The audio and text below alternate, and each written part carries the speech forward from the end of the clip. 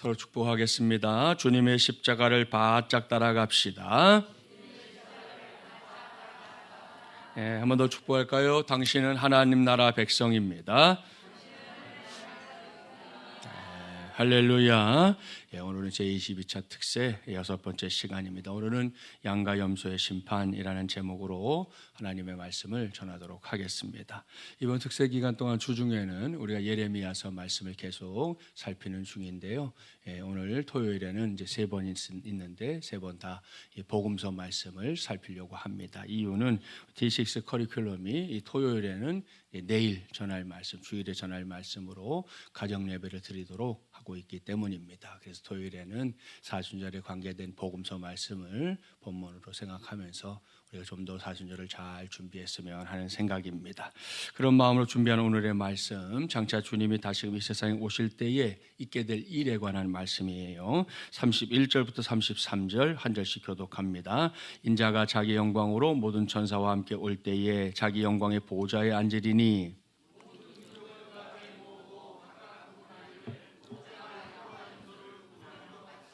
함께요. 양은 그 오른편에 염소는 왼편에 두리라. 아멘. 자, 무슨 말씀입니까? 이건 예수 그리스도의 재림에 관한 말씀입니다. 자, 예수님의 재림, 이건 우리 신앙에 있어서 결코 빼놓을 수 없는 매우 중요한 주제입니다.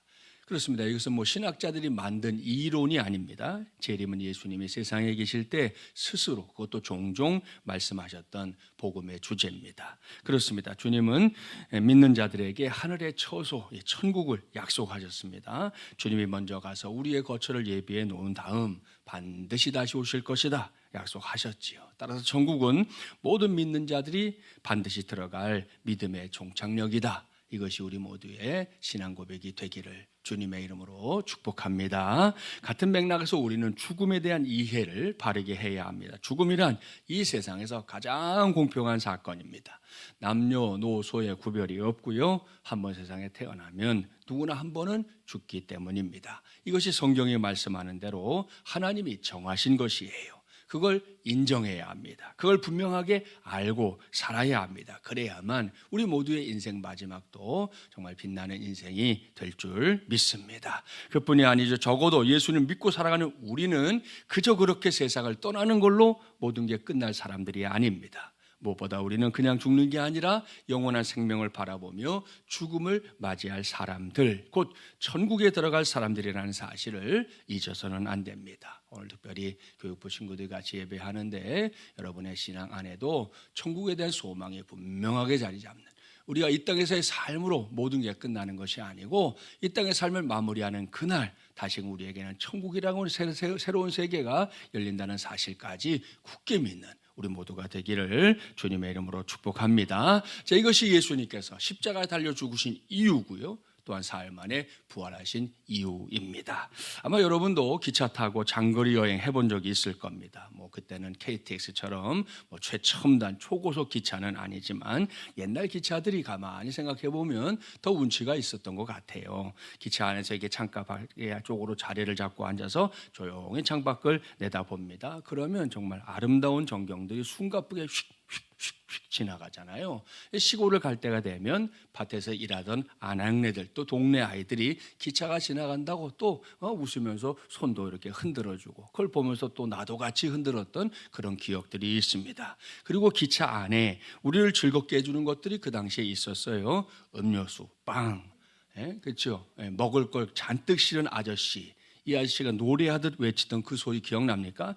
김밥 있어, 삶은 계란 있어, 땅콩 있어, 둘이 먹다가 하나가 죽어도 모르는 천한 호두과자 있어. 지금 생각해 보면 왜 이렇게 반말을 했을까요? 좀 기분이 나쁘더라고 가만히 생각해 보니까. 그래도 나름 이렇게 리듬을 타는 이 구수한 시골스러운 목소리가 참 정겨웠던 그런 때가 있었습니다. 요즘 기차에서 만나는 아저씨들은 또 그렇지가 않아요. 인간이 이게 얼굴 표정이 한 7천여 가지 된다는데 요즘 기차에서 만나는 분들은 표정이 딱 하나야. 말도 안 해요. 그냥 그러고 밀 때만 밀고 다니는 그런 모습을 보게 되는데, 그런 거 보면 역시 예전이 더 좋았다 생각합니다. 아무튼 그런 기차 여행을 떠올려 봅시다. 사실 삶은 계란 집에서 먹으면 목만 메지 별로 맛도 없어요. 그러니까 잘 안 먹어요, 사람들이. 그런데 기차 타고 창밖을 구경하면서, 아시죠? 계란을 잘 깐 다음에 그냥 먹으면 안 돼요. 신자 노른자를 잘 나눠야 돼. 예? 그죠? 그리고 그걸 갖다가 맛소금에다가 콱 찍어서 싹 먹으면, 이야, 이게 또 왜 이렇게 고소하고 맛있는지 말이에요. 예? 거기다가 또 하나 있죠. 사이다 한 병 딱 곁들이면 그건 뭐 땡큐 중에 땡큐입니다.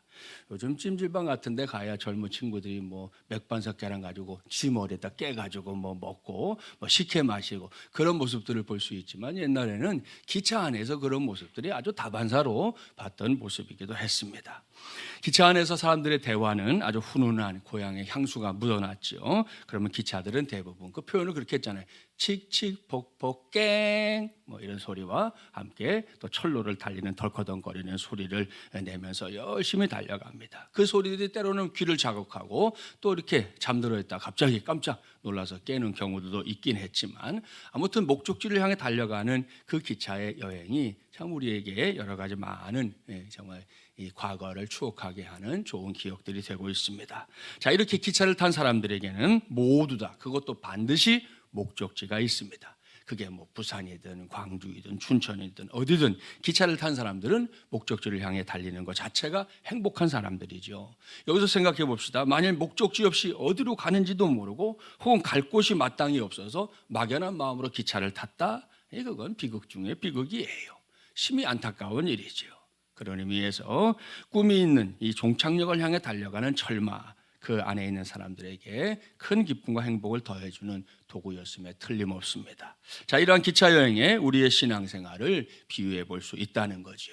무슨 말씀인지 아시죠? 마땅한 목적지가 없는 인생길이 아니라 영생의 나라인 천국을, 그 십자가를 지신 주님이 우리에게 약속한 그 천국으로 향하는 이 구원 열차를 탄 사람들, 그들이야말로 진짜 한 번 더 진짜 복받은 하나님의 자녀들인 줄 믿습니다. 할렐루야. 다시 말씀드리는데요, 사람들은 저마다 인생의 기차에 올라타서 어디론가 줄기차게 달려가는 존재들입니다. 그리고 인생의 목적지가 영원한 사망이 아닌 영원한 생명인 믿음의 기차를 타야만 사람들에게 소망이 있는 것이죠.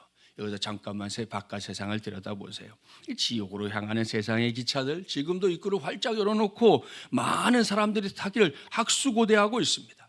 이건 뭐 김진철 목사의 과장이 아니에요. 사실이지요. 현실입니다. 따라서 기차를 타되 천국행 기차를 잘 선별해서 타야만 아름답고 영원한 생명의 나라에 도착할 수 있다. 이걸 꼭 기억하고 명심하는 우리 세명사들이 되기를 주님의 이름으로 축복합니다. 그리고 기차 타고 목적지를 향해 가는 동안 우리가 반드시 해내야 할 게 있습니다. 그건 내게 주신 믿음을 이미 주셨잖아요. 이 믿음을 이전보다 더 큰 믿음으로, 더 귀한 믿음으로, 나아가서 주님께서 흡족해 하실 만한 믿음으로 준비하는 겁니다. 오늘 주님 말씀에서 만나게 될 이 양으로 분류된 사람들처럼 말입니다. 이제 곧 본론에 들어갈 건데요, 그렇게 귀한 믿음의 역사를 감당해내는 저와 여러분이 돼야 되겠다 하는 다짐으로 서로 한번 축복해 주겠습니다. 이전보다 더 큰 믿음의 주인공이 됩시다. 더 귀한 믿음의 주인공이 됩시다. 세 번째는 길어요. 틀리지 마세요. 주님께서 흡족해 하시는 믿음의 주인공이 됩시다. 할렐루야. 자, 오늘 주신 말씀, 그런 맥락에서 우리가 살펴볼 수 있는 말씀이에요. 자, 이 말씀, 주님이 재림하시는 그날이 되면 모든 세상 사람들이 크게 쭉 둘로 나뉜다 말씀합니다. 하나는 주님의 오른편에 세워질 양과 같은 사람들, 다른 하나는 주님의 왼편에 세워질 염소와 같은 사람들입니다. 그렇다면 자, 이 양쪽에 있는 사람들의 대표적인 차이점이 뭔가? 여러 가지로 설명할 수 있겠는데요, 오늘 제가 꼽은 것 딱 한 가지예요. 그건 하나님께서 구원하려고 하시는 사람이잖아요. 사람, 우리를 구원하시려고 하죠. 구원하시는 사람을 어떻게 보고 있는가, 여기에 차이가 있어요. 양과 염소의 차이는 다른 게 아니라 사람을 어떻게 보고 어떻게 대하는가, 거기에 있다는 거예요. 그 성경을 직접 볼 건데요. 양과 같은 사람들은 매사에 비록 작은 자 한 사람이라도 주님이 자기들을 섬겨주셨던 걸 그걸 기억하면서 그 사람들을 사랑하며 섬기며 산 사람들이죠. 반면에 염소와 같은 사람들은 눈에 띄는 사람이나 뭐 일에만 마음을 쓸 뿐 진정으로 주님이 사랑하시는 사람들, 특별히 세상의 눈으로 볼 때 이렇게 작은 자, 어딘가 부족하고 연약하고 가진 것이 좀 적고 이런 사람들을 사랑하며 섬기는 일 따위는 아주 우습게 여겼던 사람들이었다 하는 걸 알 수 있습니다. 확인해 봅시다. 34절부터 40절 한 절씩 교독할게요. 그때의 임금이 그 오른편에 있는 자들에게 이르시되 내 아버지께 복받은 자들이여 나와 창세로부터 너희를 위하여 예비된 나라를 상속받으라.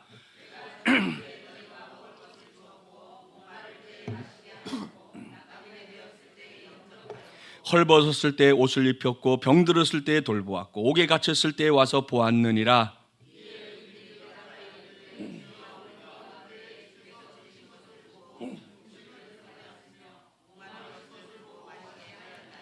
어느 때에 나그네 되신 것을 보고 영접하였으며 헐벗으신 것을 보고 옷 입혔나이까.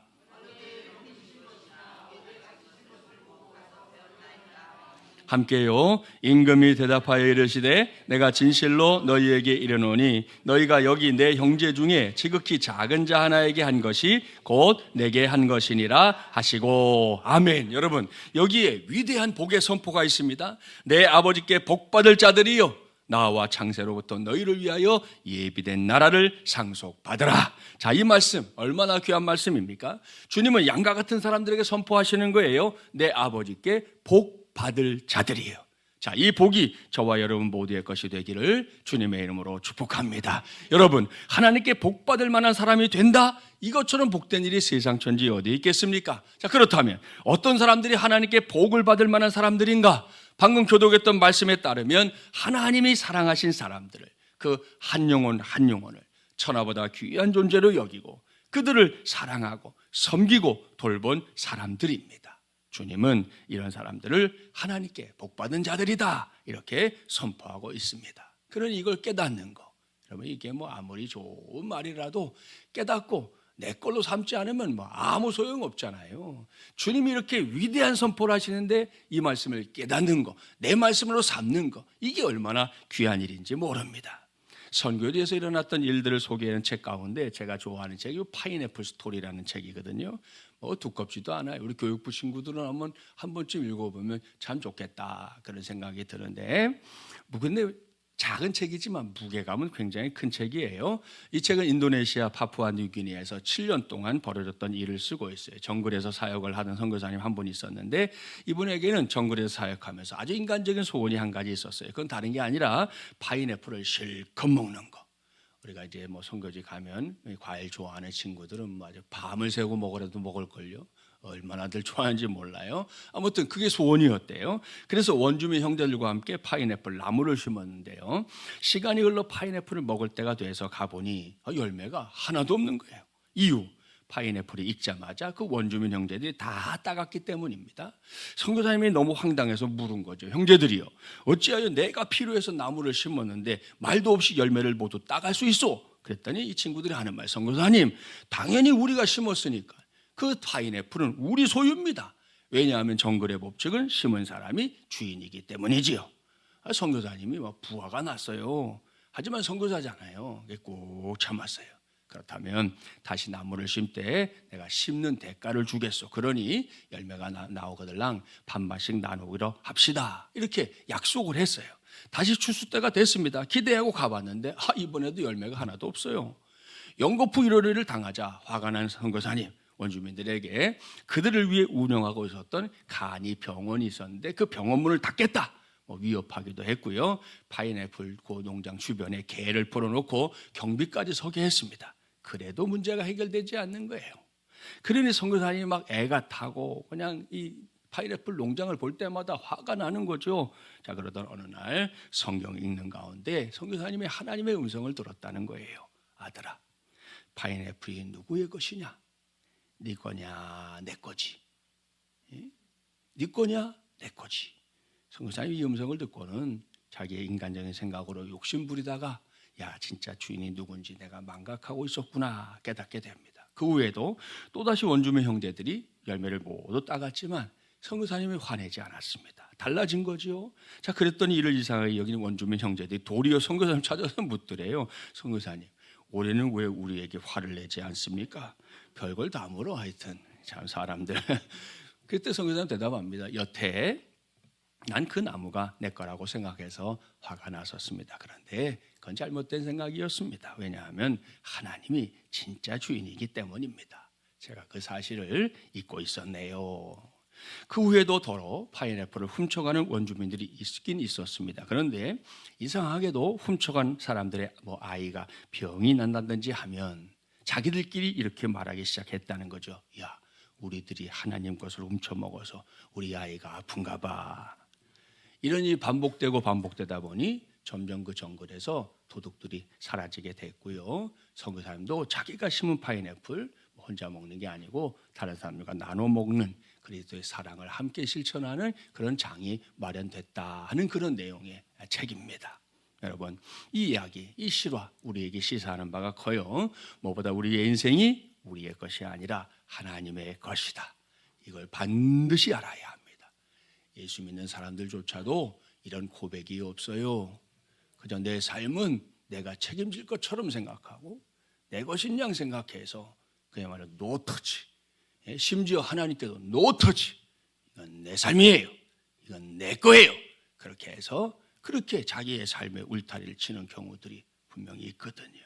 그러면 안 됩니다. 여러분이 그렇게 생각하든 안 하든 저와 여러분은 하나님의 것이에요. 성경도 너는 내 것이라 이사야서에 말씀하시잖아요. 여러분, 연인들끼리 너 내 거야, 이건 연인들 얘기한 게 아니에요. 우리 하나님이 제일 먼저 얘기한 거예요. 넌 내 거야, 이거를 잊으시면 안 돼. 하나님이 그 오래전 구약 시대에 너는 내 것이라 그렇게 부르신 분이 우리 하나님이라는 거 잊지 말아야 됩니다. 이걸 명확하게 알게 되면 나 아닌 다른 사람들을 사랑하고 그들을 섬기는 게 훨씬 쉬워져요. 결코 억지로 하는 게 아니라 자원하는 마음으로 할 수 있게 된다, 그런 말씀입니다. 그리고 이렇게 사는 사람들은 하나님으로부터 땅의 복은 물론이고요, 하늘의 복까지 받게 될 줄 믿습니다. 자, 이것이 양과 같이 구별돼서 주님의 오른편에 세워진 사람들의 삶이었다 하는 겁니다. 자, 그렇다면 왼편에 서 있는 사람들은 어떤가? 자, 이들의 대표적인 특징을 꼽아볼게요. 그 특징이 뭐냐? 생색을 내는 것입니다. 내가 뭔가를 했다, 이거 말입니다. 그걸 꼭 내어세워서 사람들 앞에서는 물론이고요, 하나님 앞에서까지 그걸 인정받고 싶어하는 성향의 사람들이 있습니다. 자, 그러다 보니 정작 놓치는 일들도 많은데요, 이게 분명한데요, 그걸 모르고 살 때가 얼마나 많은지 모릅니다. 주님은 그러한 삶을 책망하고 또한 지적하고 있습니다. 자, 보면 41절부터 46절 어떤지 한번 볼까요? 한 절씩 교독합니다. 또 왼편에 있는 자들에게 이르시되 저주를 받은 자들아, 나를 떠나 마귀와 그 사자들을 위하여 예비된 영원한 불에 들어가라.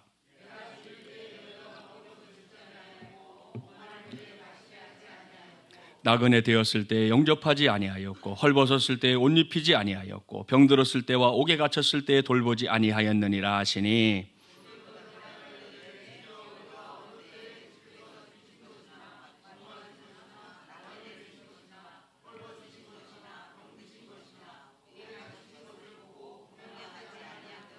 이에 임금이 대답하여 이르시되 내가 진실로 너희에게 이르노니 이 지극히 작은 자 하나에게 하지 아니한 것이 곧 내게 하지 아니한 것이니라 하시니니.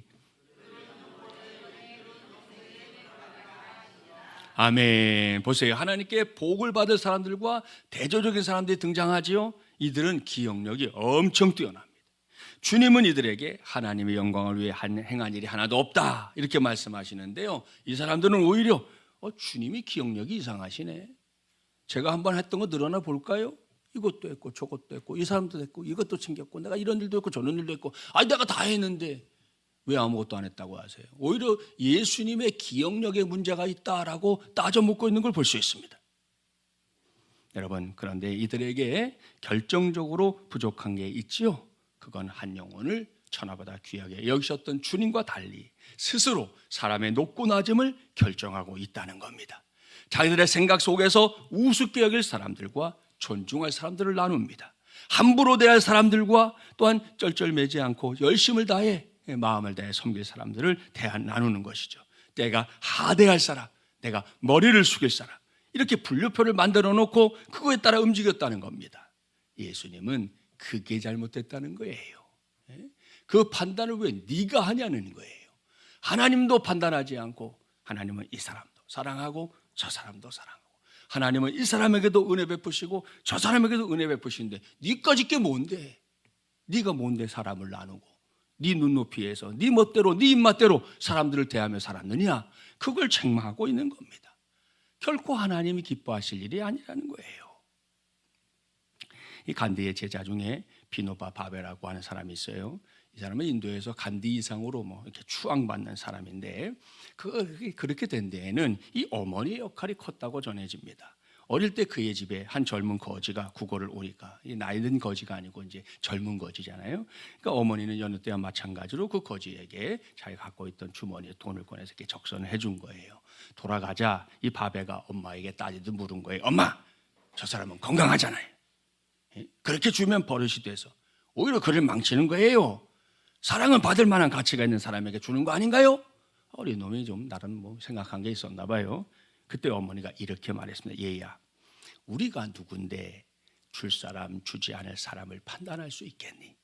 다만 우리가 할 일은 구걸하는 사람을 그저 하나님처럼 존중해 주고 그를 최대한 예우해 주며 힘이 닿는 대로 도와주는 거, 그거 아니겠니? 하고 아들을 가르쳐 줬는데, 이 한마디가 이 아들의 인생을 완전히 바꿔놓았다는 겁니다. 참으로 귀하고 복된 가르침입니다. 이런 마음, 이런 생각들 오늘 우리에게 너무 필요한 시대 아닙니까? 어제 저녁이었는데 좀 잠자리 들기 전에 잠깐 그 뭐죠? 금쪽 같은 내 새끼 이런 거 좀 하잖아요. 그걸 잠깐 봤는데 어제는 화가 났다가 또 다른 의미의 화도 나고 그랬는데, 이유가 뭐냐면 초등학교 5학년 남자아이인데 이 엄마한테 야 너는 기본이고, 엄마를 얼마나 힘으로 이 5학년 덩치가 좋더라고요. 막 힘으로 얼마나 밀어붙이는지 엄마가 막 부서서 벌벌 떠는 거예요. 이게 앞에 못 보고 뒷부분을 봤기 때문에 이게 뭔가 그랬더니, 결국은 이제 이 가정이 이 아버지가 너무 폭력을 많이 행사해서 그걸 견디다 못해 이렇게 이혼한 가정이고, 그 아이가 그걸 보고 자란 거잖아요. 그러니까 그걸 보고 자라가지고 자기도 모르게 나중에 이렇게 애들 속마음 물어보는 순간이 있어요. 거기에 물어보면 다 후회해요. 엄마에게 그렇게 자기가 말한 것도 후회하고, 내가 가장 사랑하는 엄마인데 내가 왜 그렇게 했나 후회하고, 심지어 그 녀석이 뭐라는 줄 아세요? 나도 아빠가 아빠처럼 되는 건가? 이런 생각을 한다는 거예요. 자기 스스로. 자기가 자기 눈으로 자기 아빠가 자기 엄마하고 누나 자기를 막 폭행했던 그런 길들을 기억하고 사는 게 그게 싫어서 엄마를 따라 나왔는데, 자기도 모르게 그게 몸에 배가지고 나도 그런 사람, 아빠 같은 사람이 되는 거 아닌가? 이런 생각을 하면서 아이가 눈물을 흘리는 거예요. 또 그 속에서 누나는 자기가 어떻게든 엄마를 또 지켜주고 싶은 마음에 동생이 못되게 구니까 동생을 막 혼내, 동생도 힘으로 앉히잖아요. 누나의 머리채를 잡고 머리를 막 뽑아놓고, 그런 일을 겪고 나니까 지방에 들어가서 또 애한테 그런 거예요. 지 동생한테 너 내가 자살하는 거 보여준다. 자살하는 거. 그런 걸 이렇게 보면서 야, 진짜 우리가 이 사람과 사람 사이에서 어떻게 정말 살아야 할까 생각하지 않을 수 없는 거죠. 그러면 사람이 사람을 대하는, 이 가족이라고 하는 울타리 안에서도 그렇게밖에 못하면 우리가 사는 세상에 정말 어떻게 되겠어요, 여러분? 하나님은 서로 사랑하라고 이렇게 우리를 창조해 주시고 가정도 만들어 주시고, 그렇죠? 우리는 그 안에서 대물림을 하고자 애쓰고 있는 중에 있는데, 그런 공간 속에서 말도 안 되는 일들이 벌어지고, 그 속에서 배운 아이들은 자기도 모르게 망가져가고, 이게 지금 세상에서 볼 수 있는 거예요. 오늘 마침 교육부 친구들이 나왔는데 이미 잘하고 있겠지만, 우리 교육부 친구들은 우리 부모님들께 정말 존중하고 부모님들 더 많이 사랑하고, 여러분이 오늘에 이르기까지 부모님들이 했던 거, 물론 부모도 사람이다 보니까 잘못할 때도 있어요. 그래도 여러분을 사랑하고 여러분을 위하고자 하는 마음만큼은 세상 어느 것 못지않게 가장 많이 갖고 계신 분들이, 그분들이 다 믿어도 틀림없어요. 또 우리 부모 세대들, 조부모 세대들도 우리 안에서 하나님이 주시는 마음이 뭔지 성경이 말씀하고 있잖아요. 한 영혼 한 영혼을 어떻게 대하라. 이미 성경이 말씀하고 있는데 우리가 그 가르침을 따라 잘 세워갈 때 정말 이 아이들이 훗날 여러분을 추억할 때 우리 할머니, 우리 할아버지, 우리 아버지, 우리 어머니 추억할 때 우리 아이들에게 행복한 기억이 될 줄 믿습니다. 그런데 오늘 이 염소 같은 사람들은 그걸 못했다는 거죠. 함부로, 자기 함부로. 참 안타까운 일입니다. 말씀을 마무리합니다. 오늘 저는 양과 염소의 심판이라는 제목으로 하나님의 말씀을 전했습니다. 사랑하는 세배용사 여러분, 오늘 주신 말씀에 사순절을 지키고 있는 우리가 가져야 할 믿음이 있어요. 그건 주님이 우리를 천하보다 귀하게 여기셔서 친히 십자가를 짊어지고 우리를 구원해 주신 것, 그걸 잊지 않는 믿음입니다. 그저 사순절도 1년에 한 번 돌아오고 부활절도 1년에 한 번 돌아오고 성탄절도 1년에 한 번 돌아오니 이제는 어느새 우리도 모르게 그러려니 하는 사순절인가 봐. 새까맣게 잊고 있다가 주일날 와서 광고 들을 때 사순절 첫 번째 주일, 두 번째 주일, 세 번째 주일인가 봐. 이렇게 넘어가 버리는 우리가 된다고 그러면 주님이 가신 그 길이 참 너무 안타까운 일 아닙니까? 우리 주님이 그 길을 왜 가셨는가?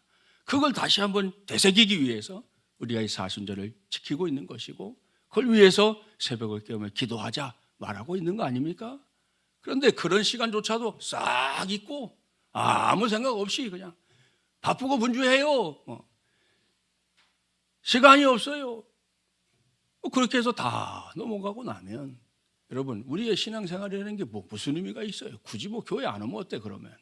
그냥 알아서들 각자 신앙생활 하다가 주님 앞에 서면 되는 일이지.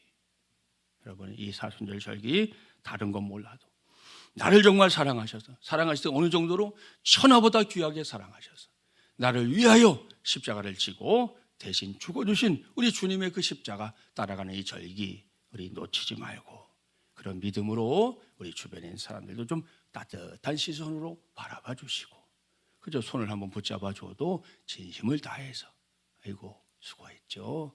오늘도 수고했어요. 오늘도 이렇게 같이 좀 이따 우리 오늘 간식도 먹을 건데 간식 먹으면서 서로 한 번씩 응원도 해주고 뭐 이렇게 좀 변한 거 있으면 아이고 이뻐졌다고 말도 한번 해주고 좀 그래 가면서 할 게 얼마나 많아요. 찾아보면 할 게 많은데 안 해. 그게 문제야. 있어요. 하다못해 여러분 눈썹이 뭐라도 이렇게 하고 왔으면 이쁘다고 해주고 뭐 그러는 거예요. 그렇게 서로 해주면 우리의 삶에 하나님 주시는 은혜와 활력이 넘치지 않겠습니까? 저는 오늘 또 우리 조사모의 목사님 나와서 깜짝 놀랐어요. 오늘 어떻게 됐어요? 했더니 지금 아마 월요일 날 유도 분만할 예정이라고 그러시네요. 그러니까 이번 주에 원래 나오면 주보에 이렇게 출산 소식 내려고 그랬는데 아마 지금 계속 진통이 왔다 갔다 하시고 있는 중인 것 같아요. 하여튼 이렇게 응원해 주세요. 우리 이제 셋째 태어나면 톡 까놓고 말해서 또 고생 시작이야. 그렇잖아요. 이제 둘 다도 좀 웬만큼 키워놨는데 이제 막내가 태어나면 또 손이 많이 가지 않겠어요? 그럴 때 옆에서 여러분 이렇게 응원해 주시고 기도해 주시고 그러고 살면 되지 않을까요? 뭐 대단하고 거창한 거 우리 못해도 괜찮아. 그래도 마음으로 서로를 세워주고 존중해주고 오늘 이 양과 같은 사람들처럼 지나가는 한 사람 놓치지 않고 주님의 마음으로 환대해 주는 것, 그것만으로도 우리 하나님이 기뻐하실 줄 믿습니다. 기억하시고 이 십자가의 길을 걸어가는 이 사순절 절기 우리 끝까지 주님과 함께 걸어가서 부활의 영광에도 함께 동참하게 되는 우리 모두가 되기를 주님의 이름으로 간절히 축원합니다.